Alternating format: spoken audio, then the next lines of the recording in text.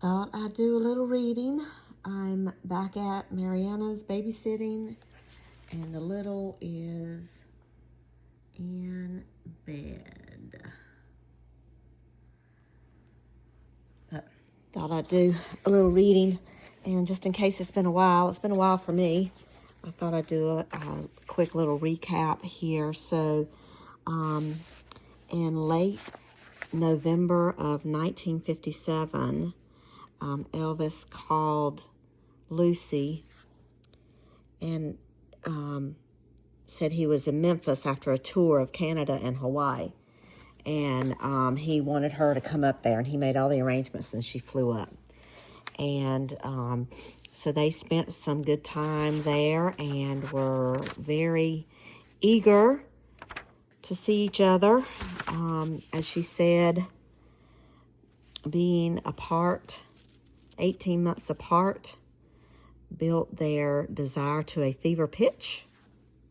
And instead of the normal precautions that Elvis used, they did not take those precautions, and she was too enraptured by the moment to protest. And they made love several times. So that happened without protection. And then Elvis remembers the first time he saw her. They talk about that. And he tells her that if he couldn't keep seeing her, he would die. That he gets so frightened out there that he drown the earth with his tears. You're what keeps me alive. And so anyway, they decide to go outside, and she, just to go out and about. He's wanting to go outside. And she asks him if he ever wants to be with someone else. And he says that there could be 1,000 women, but she is always number one. And when she asks him, would you ever let anyone destroy our love? And he says, do you remember our vows? So he remembers the vows that they took. That was in 54 or 55 when they did that? I can't remember exactly. I'd have to go back and look, but it was shortly after they met when that happened. And anyway, he tells her about his house, and they drive by, and then they go to, and he tells her he wants to tell his mama about her, but she is so afraid that his mama would not like her because she does not, because of her past. She thinks she has an ugly past, and that his mama would not like her. And he says he wants to get married before all the Hollywood stuff gets too crazy. And then he said, I think I might have to go into the Army. And he wants to get married before he goes into the Army. And then they go up to a spot on the hill. He gives her a present. And one's a little cross because she only wanted little things. And then he gives her a really nice bracelet. And she's like, it's too nice. I can't take it. Give it to your mom. And he gets upset. And so he throws it out into the river and says, if she won't wear it, no one will. And then his anger dissolves quickly. She reminds him about God. And then he is like, uh-oh, I remember when we made love that we forgot protection. She said, don't worry about it. And they go back to the hotel, and she teaches him French, a sentence in French. And he leaves late that night. And the next day, she said they're leaving, and when she leaves, it's cold and misty the next morning. The flight home was gloomy. And she said he called her a couple of days before Christmas and says that he thought he'd have to go in the Army, but the colonel convinced the Army to delay it so he could film King Creole. So I did a little research on the weather in Memphis, and can you believe it? You can actually do that. But this is what I found out. Sunday, November 24th in 1957. It was the low 40s in the morning with light rain starting around 9 o'clock. And the day before, Saturday, November 23rd, high was in the upper 40s and it was overcast. So, and she flew out the next day, and she had said that it got cold when the sun set. So when they were walking around, they went back to the hotel. So I don't know, maybe, who knows, maybe that was the day. Because Thanksgiving was on November 28th, and I highly doubt he would have brought her in around Thanksgiving because he would have spent that whole day with his family, and in the 29th and Friday after that, I think was sunny, and Saturday was sunny, and Sunday was sunny. So I think it was pretty nice weather. And plus, later on in the book, she mentions that they never spend a holiday together. So if they had spent any time together over Thanksgiving, I think she would have commented. She didn't say anything about the Thanksgiving holiday. So it may have been the weekend before. I don't know if I can find out if he, typically on Friday and Saturday nights, he was with Louisiana Hayride, but he may be done with them by now. So I think he was done with them in early 56. Yeah, so he must have not been touring, so he would have had that Saturday free. Anyway, very interesting. So that's where we are. We are in right before Christmas, 1957. He calls her. All right, so then there was a little research, and then now we're going to read. So I didn't hear from him for a while after that and spent an unhappy New Year's Eve. There wasn't much hope for the future. Elvis was off filming another movie, and when it was completed, he would go directly into the Army. I probably wouldn't see him the whole 2 years. Could his love survive that long a separation? With all the women after him, what chance did I have? I occupied my time working and rehearsing a play staged by the theater group in Monroe. We did Dracula and Affairs of State. So she learned to act and was in plays. So she's got a pretty interesting life, I think. I wanted to stay backstage and work behind the scenes, but they kept giving me parts. I got to be one of Dracula's victims. One night after rehearsal, a bunch of us went out to have a snack at a nearby coffee shop. We were joined by a group from KNOE. The conversation got around to this sexy new singer that everyone was talking about. They started mentioning the women who threw themselves at him and speculated on the hundreds he must have caught. He must have a different one every night, someone said. I kept sinking lower and lower into my chair. I wanted to defend him, but didn't want to be challenged about how I knew differently. On the way home, I worried about what they said. I was painfully lonely, and hearing talk like that didn't help. At home, I changed for bed and was in the living room, drinking a glass of warm milk, reading, and listening to a Roger Williams record. My children were all in bed. I heard the milk bottles on the front stoop scatter. I figured it was a neighbor's dog or something. Remember back when milk was delivered? Milk was delivered in bottles and left at the front door, so that's what she's talking about.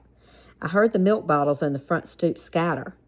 I figured it was a neighbor's dog or something and went back to reading.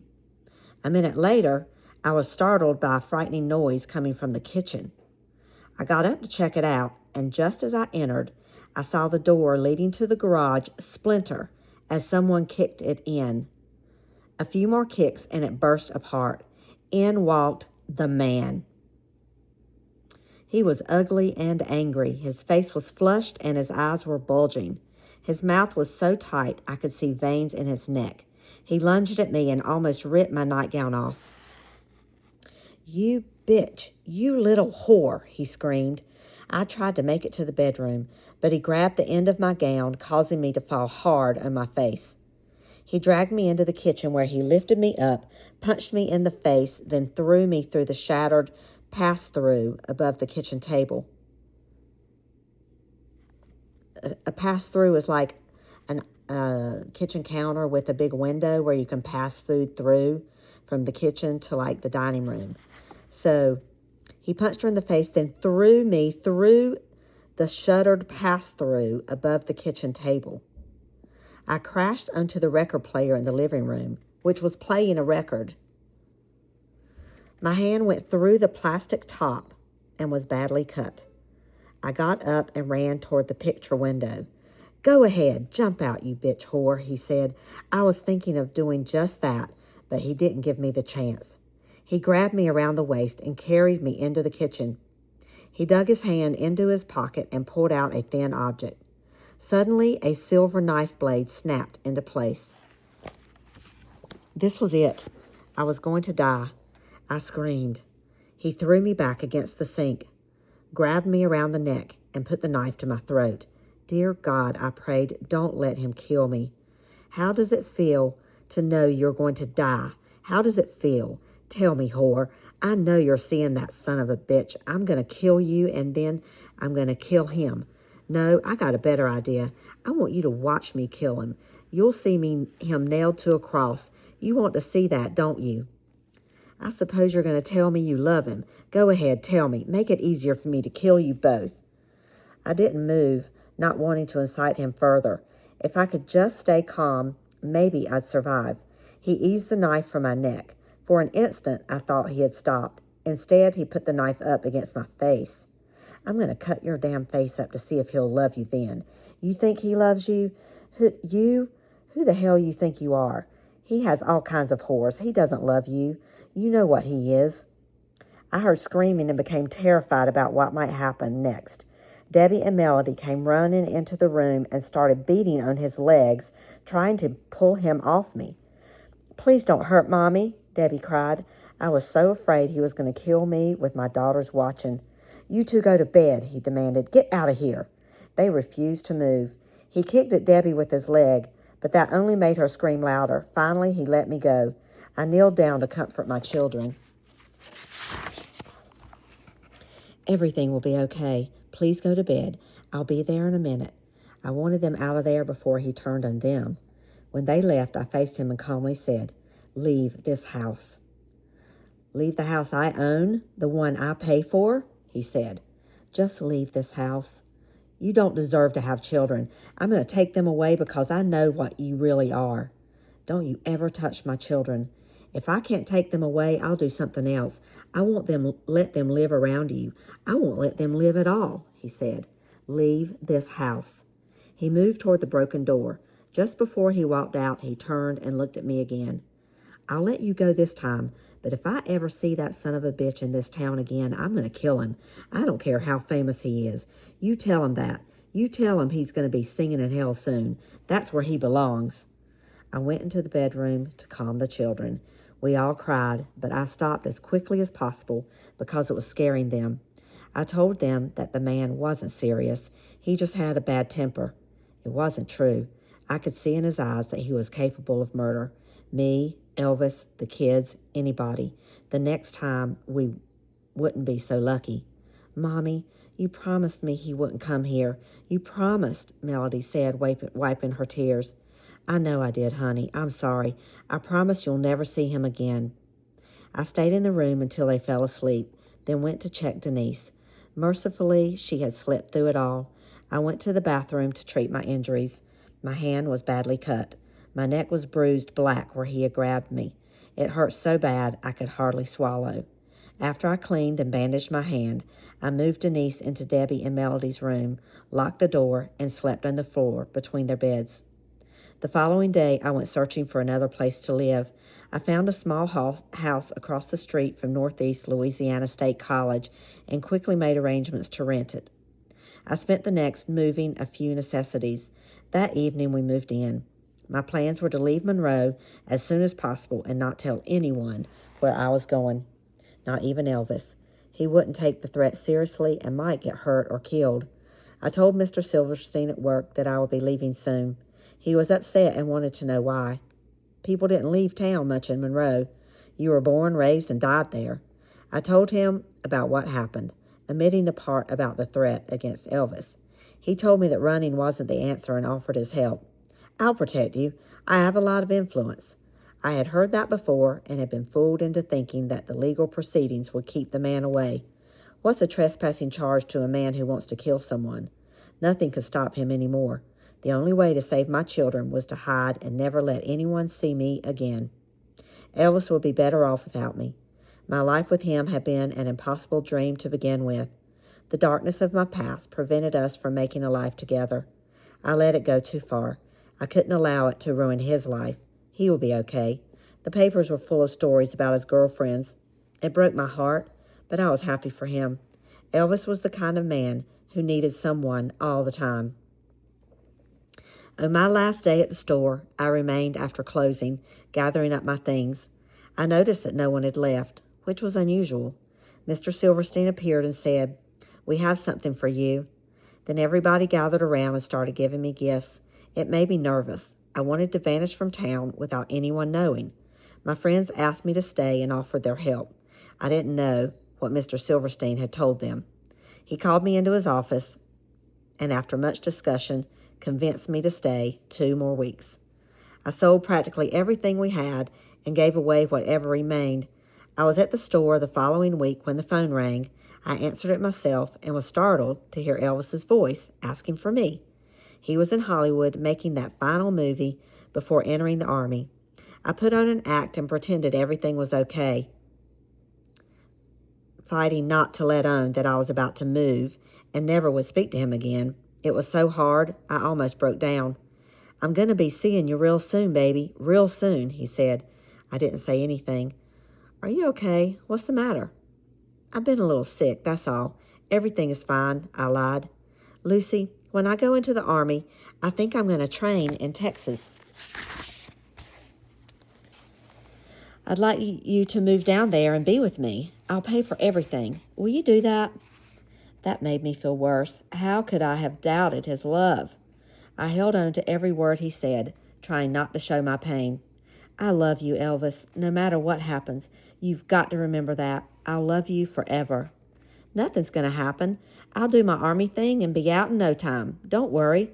When I get out, I won't be so famous anymore.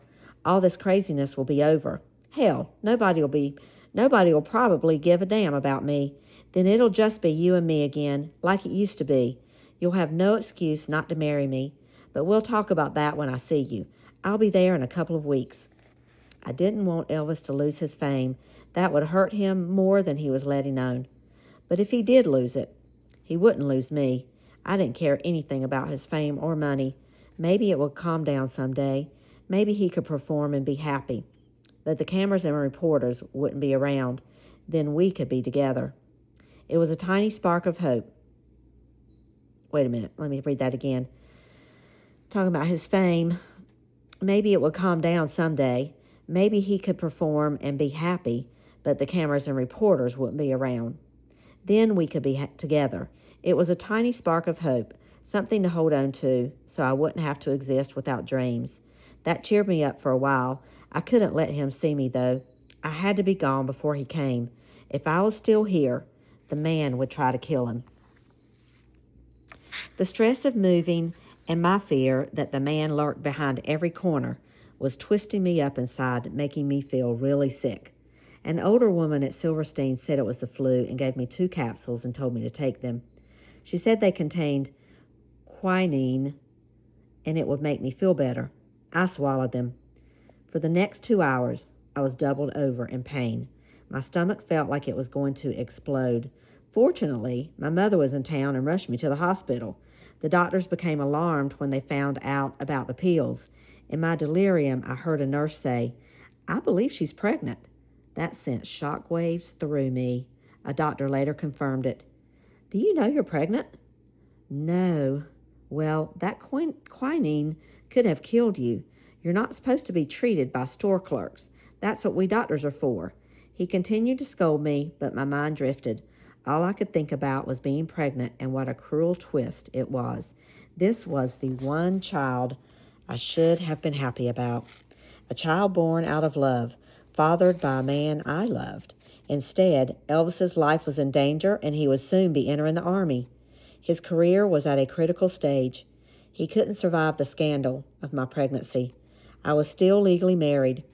To protect him, I had to leave town without a trace and without letting him know I was pregnant. The next day, though, I still felt queasy. I packed the car. There was no time to spare. The phone rang just before we left. Who was it, the man or Elvis? Something prompted me to take a chance. You're getting slow, baby. I almost hung up, Elvis said. I was outside. I just got the urge to tell you I love you. You don't mind, do you? I never mind. You know that. Hearing his voice made me weak. I thought of telling him the truth. I have something to tell you. The minute the words left my lips, the man's threat rang in my head. You tell him he's going to be singing in hell soon. I'm going away for a short time, I said. Where? Why? Give me a number. It'll only be a while. Don't worry. I'm just visiting some relatives. You sound so sad. You'll be back, won't you? I desperately struggled to maintain my composure. I'm just visiting some relatives. My aunt is sick. Don't run away again, Lucy. I'm coming to see you soon. Remember, you got to be there. That's all I ask. I'm begging you, baby. Don't leave me again. I won't. I hung up the phone and cried my eyes out. So remember, they had been apart for 18 months. Well, no. They had been away for a year, and he didn't know where she was. That's when she had that baby. Actually, she was gone longer than a year and a half, and then he thought he was going to see her, and he drove to Shreve Monroe and found her in that park. Remember that? And then they weren't together for 18 months, but they were talking on the phone back and forth, and she was watching him on the TV and all that. And now he's begging her. At least she tells him that she's leaving for a while, but she'll be back.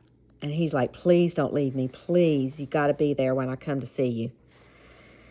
But she hung up the phone and cried her eyes out. All right, so here's a little research from the author. As Lucy knew, Elvis did need someone with him all the time, especially when he was under stress. Thus, it would be Anita Wood, not the pregnant Lucy, who would comfort Elvis in Texas during his basic training. Wood was a budding singer/actress who had a television dance show in Memphis. Elvis dated her periodically. For a time, she was referred to in the fan magazines as his number one gal. So, actually, during this time,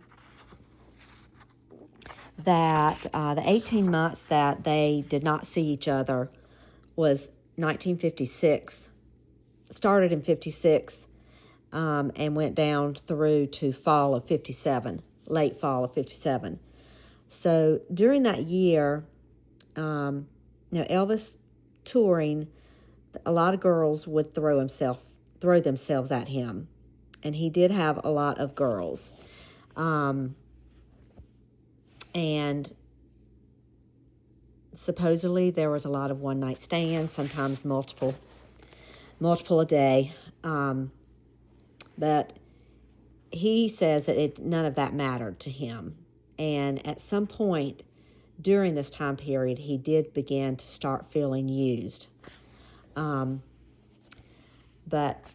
he didn't know what to do. And he was someone who did need someone with him all the time. And he met a girl in Biloxi during a tour when they were down there in late 55 in Biloxi. And he met a girl named June Juanico. And after that concert, he spent some time with her. He asked her to show him around the town, and they ended up hitting it off. Elvis was a great judge of character for some reason. He sees this girl out there in the crowd dancing, and when they took their break to before the second time they played, they took a break, they went back and played again. She went to the bathroom, and he reached through the crowd and grabbed her arm and asked her to meet him after the show. And she was definitely someone that would have gotten along great with him because she came from a poor family. She had extremely high moral values, and she appreciated everything. She was raised by a single mother. She'd had an alcoholic father. But she had held lots of responsibility when her dad left them. And so she grew up kind of fast. But she had She was a very strong personality and had a great sense of humor, and they hit it off. He tried to call her after he left, but her brother answered the phone all the time and never told her about it. And so they lost touch with each other until she went to Memphis with some girlfriends during spring break, March or April of 1956. And they go to the house that Elvis just bought, and they end up reconnecting. And then he went and spent that summer with them in Biloxi during his month of break. And then she traveled with him when he did the touring in August, and then he went out to California to film the movie. So during this time, he did get very close to June and did fall in love with her. So although he loved Lucy, and that's the part that's kind of hard, but I guess sometimes it's like when you're away from somebody and you're right in front of another person and you're really, connecting with that person becomes more important. And she was definitely someone that he got along with great. His mom, she met his mom, and his mom really, really liked her a lot. And that's huge. If Elvis's mom liked you, then that was extra bonus points for you in Elvis's eyes. And she wrote a book, and we're going to read about it later because she is a funny lady, and she wrote an extremely good book, and we're going to read that after this one. But so he was with her, and then they definitely talked about marriage. But when he went to California, when he came back, he had a little bit of the Hollywood bug, and they were doing and one of the guys brought Natalie Wood back. A friend that he made out in California brought Natalie Wood, and they had some. She was not happy about that, and she lost touch with Elvis. I think he went out to film "Loving You," and remember he sang that song. He was thinking of Lucy, but he was still. And so he did not call June on her birthday in November. He didn't call her at Christmas, and he called her after Christmas, it may have even been after New Year's. So 3 big events happened where he didn't, and he had not called her at all. And she got pissed off, and she said, "I don't care." Anyway, she broke up with him, or she told him, "We're done, and I'm getting married." She met someone else, and she married the other guy. And Elvis was kind of broken up by that. But he ended up, so that was in the spring of 57. And then in the fall of 57, like August or sometime before he reconnected back with Lucy in November, he met Anita. And he ended up dating Anita all through the time period he was in the Army and when he came back. So they dated basically from the fall of 57 until 62 when Priscilla came. So anyway, so he had girlfriends all along, but even after that, as life went on, and he was just one of these that had to have a girl.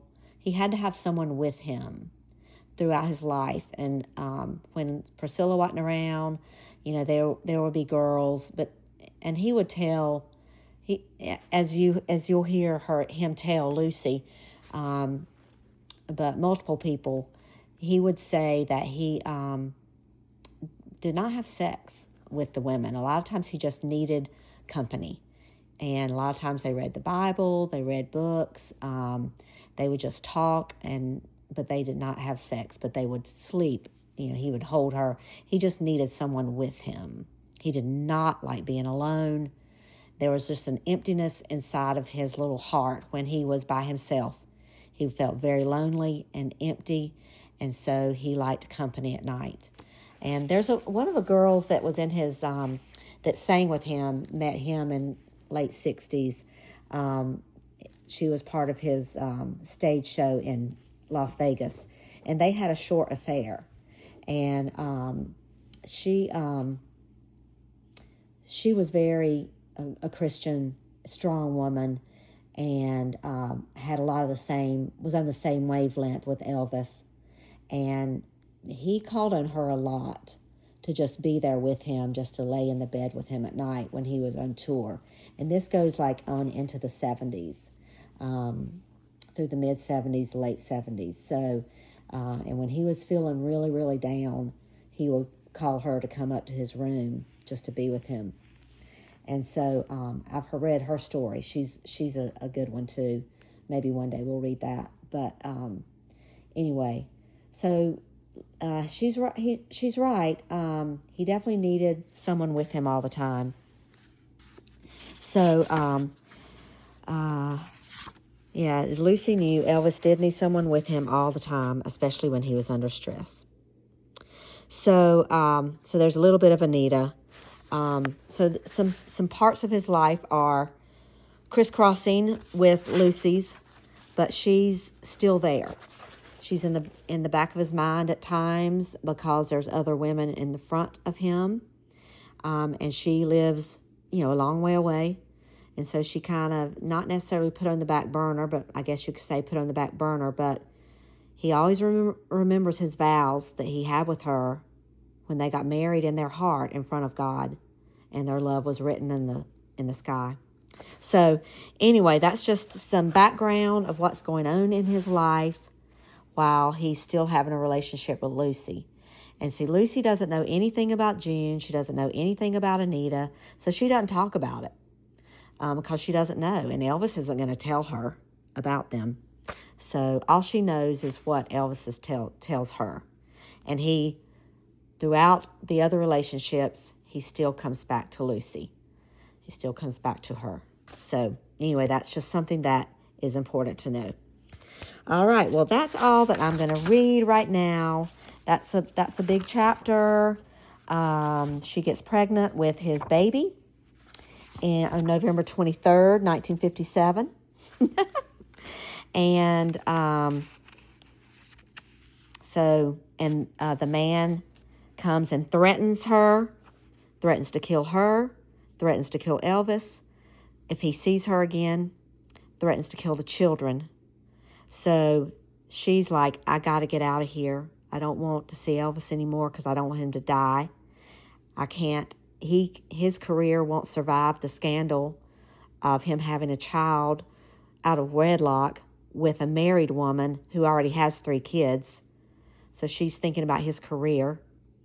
And even though he keeps telling her, I love you, I love you, I love you, I want to marry you, I want to see you when I get out of the army, people won't remember me. She hopes that he'll still have a career and sing, but not be as popular, so that he won't be in the media so much, and the reporters and photographers won't be around, so then they could be together then. That's what she thinks. That's what she hopes. Because she just doesn't want to be in the limelight with him, because she thinks that her life will be scandalous and will drag him down and ruin his career. And also she doesn't want him to be killed by the man. So you have to understand that's what's driving her. All right, so that's it. That's where we are. And so she hung up. Elvis calls her, says, don't run away again, Lucy.